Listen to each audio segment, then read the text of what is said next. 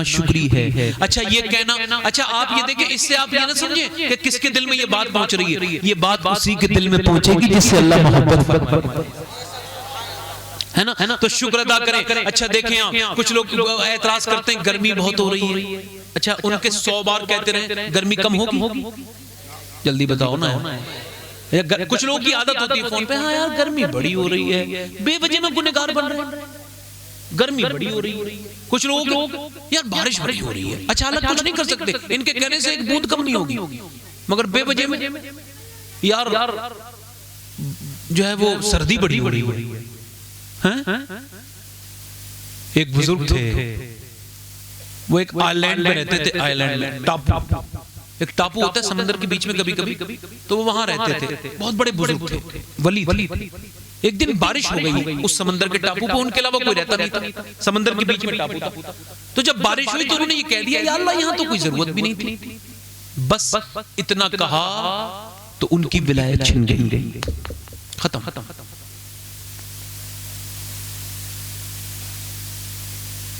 अल्लाह की तरफ से आवाज आई, तू कौन होता है एतराज करने वाला?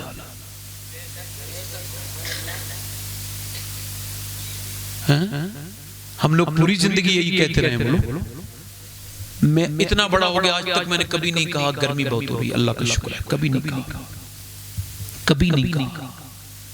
चूंकि मैं मानता हूं कि इससे एक भी डिग्री कम नहीं होगा टेम्परेचर, मेरा नाम ना शुक्रों में लिख जाएगा। एक ताबई बुजुर्ग हैं हजरत सैयदना अल्लाह अकबर, यूसुफ उनका नाम है, ताबई बुजुर्ग हैं, पूरी जिंदगी सजदों में काट दी, काय में काट दी, इधर देखो, काय में काट दी। और मोहब्बत इलाही का ऐसा गलबा था कि कोई अल्लाह कह देता था बेहोश हो जाता। इतने बड़े बुजुर्ग थे, यानी किसी ने अल्लाह कह दिया, हमें पे तो तकरीरें असर नहीं करती, हम पे तो बड़ी बड़ी नाज शरीफ के अशार असर नहीं करते, उनके सामने कोई अल्लाह कह देता था गशी तारीफ हो जाती थी। जब इंतकाल कर रहे थे तो रो रहे थे, मुरीदों ने पूछा, खादिमों ने पूछा, हुजूर आज तो आपका रब से मुलाकात का दिन है, रो क्यों रहे? कहने लगे जन्नत में मुझे अल्लाह ने मरने से पहले जन्नत दिखा दी है और जन्नत देख के अफसोस हो रहा है। यार जन्नत देख के भी किसी को अफसोस होगा? नहीं, ये तो हो ही नहीं सकता, मगर वो कह रहे हैं अफसोस है कि जन्नत में मेरे मतलब की चीज नहीं। का क्या मतलब? का मुझे याद आ रहा है कि कुछ दिनों के बाद मुझे याद आ रहा है कि जन्नत में ये नहीं है कि जब गर्मी तेज होती थी, पहले पंखे तो नहीं होते थे, जब मैं जोहर की नमाज के लिए खड़ा होता था और जब दोपहर में मैं नमाज पढ़ता था पूरा जिस्म पसीने में नहा जाता था, मगर जो मजा सजदे करने में आता था, देख रहा हूं कि जन्नत में गर्मी जैसी कोई चीज नहीं है, तो मुझे अफसोस हो रहा है कि वहां ये मजे नहीं आएंगे गर्मी में इबादत करने में।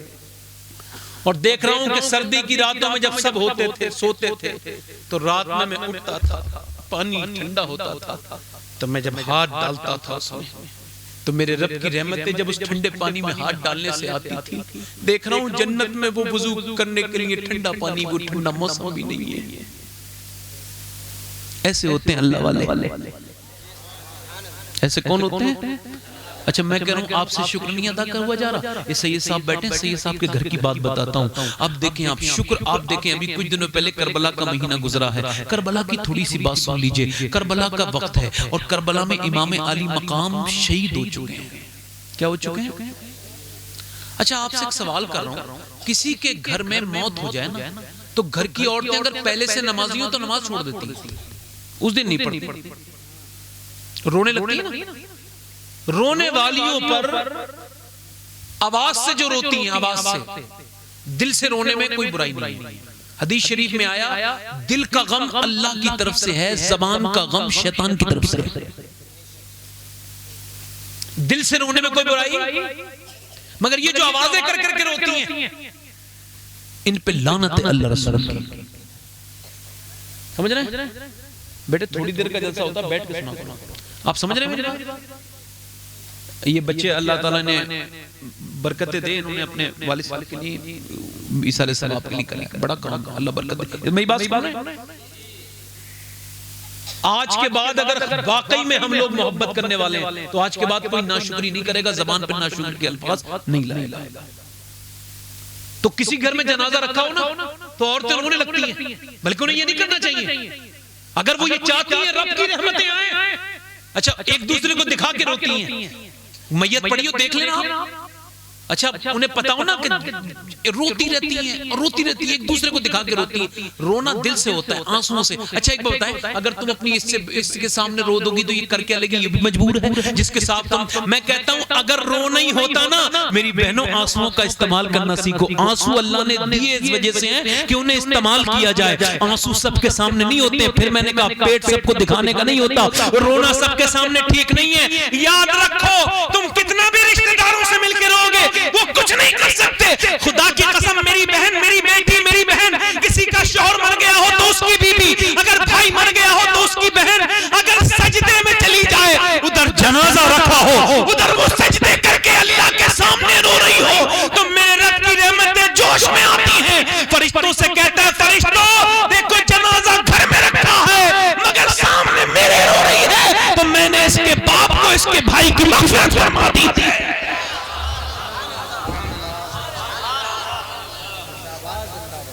तवज्जो है कि नहीं है? मैंने मग़फ़िरत, अच्छा रो के फिर कर क्या लोगी भाई? रो के कर क्या लोगी? कुछ नहीं कर सकती रो के, कितना रोगी। मगर मियां यहाँ देखो, अच्छा देखें आप, मैं क्या कह रहा था, अगर नमाज पढ़ती भी थी ना पहले से तो अब नमाज छोड़ देती है। मगर यहाँ देखो ये करबला, ये ऐसे करबला नहीं है। यहाँ एक बेटी है, कौन है? और वो बेटी किसकी बेटी है? वो बेटी है सैयदा फातिमा ज़हरा। ये बेटी जब पैदा हुई थी ना, हुजूर मदीने में नहीं थे, हुजूर आए, गोद में ले लिया बेटी को, और फिर इतना रोए हुजूर के आंखों के आंसुओं से हुजूर के सैयदा ज़ैनब का पूरा चेहरा भीग गया।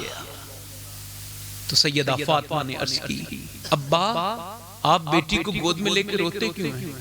फरमाया इसका चेहरा नहीं देखती फातिमा, बिल्कुल तेरी माँ खदीजा को गया है।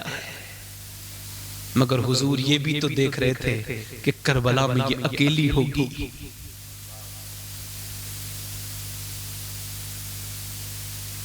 जब करबला में खैमे जला दिए गए, क्या कर दिए गए? खैमे जला दिए गए। हमारे यहाँ जब जनाजा रखा होता है तो बाकायदा पंखा लग रहा होता है। गर्मी हो तो नीचे बर्फ की सिल्ली लगा देते हैं, गर्मी हो तो पंखा चल रहा होता है। मगर करबला में सख्त मौसम है और हुसैन का जनाजा, हुसैन का जिस्म अक़दस है, सर अलग है, और धर शरीफ जो है जिस्म अक़दस, उस पे कफन भी नहीं है। सैयदा ज़ैनब करबला की से मदीने की तरफ को देखती है, कहती नाना देख लीजिए जिस हुसैन से आप बहुत मोहब्बत फरमाते थे उसके जिस्म पे कपड़ा तक नहीं है। हवा चली, हवा ने इमाम हुसैन के जिस्म को ढक दिया, धूल ने ढक दिया, रेत ने करबला की कफन बन गया। उन बीबियों के दिलों पे क्या गुजरी होगी जिनके जवान जवान बच्चों की लाशें पड़ी हैं। मगर आज करबला समझ लो थोड़ा सा देर के लिए, हम तो नहीं समझ पाए, मैं तो नहीं समझ पाया। नहीं, हम तो ना शुक्र हैं, दुनिया की नेमतें हमारे पास, पंखों में सोते हैं आराम से। बोलो मेरे भाइयों, कितना अच्छा खाते हैं, मगर कितनी बार अल्लाह की नाशुक्री करते हैं दिन में। ज़बान, अल्लाह, ये देखें बीबियां हैं, इनके बच्चों की लाशों पर घोड़े दौड़ रहे हैं। मगर उधर से जब सूरज डूबने लगा असर के वक्त, सैयदा ज़ैनब ने कहा, ओ बीबियों, हो मदीने वाली औरतों, ओ मदीने वाले के घर की औरतों, फातिमा के घर की औरतों, ऐ खानदान खानवादा अली की बेटियों, चलो नमाज की तैयारी कर लो।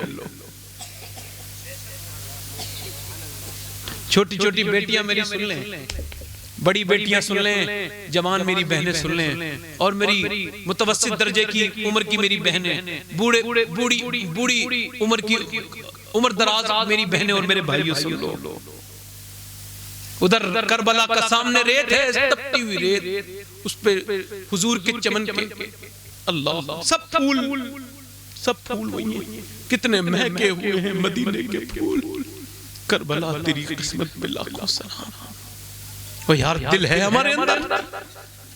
सैयदा ज़ैनब को पानी खेमे जला दिए गए हैं, पानी नहीं है, पानी नहीं, रेत से तयम्मुम कर लिया और सजदे में चली गई। या अल्लाह तेरा शुक्र है तूने मुझे ज़ैनब बना के पैदा किया। हुसैन की बेवा कहती है अल्लाह तेरा शुक्र है तूने मुझे हुसैन की बीबी और फातिमा के घर की बहू बनाया। अली अकबर की माँ कहती है अल्लाह तेरा शुक्र है तूने मुझे बेटे दिए तो वो कुर्बान हो गए तेरी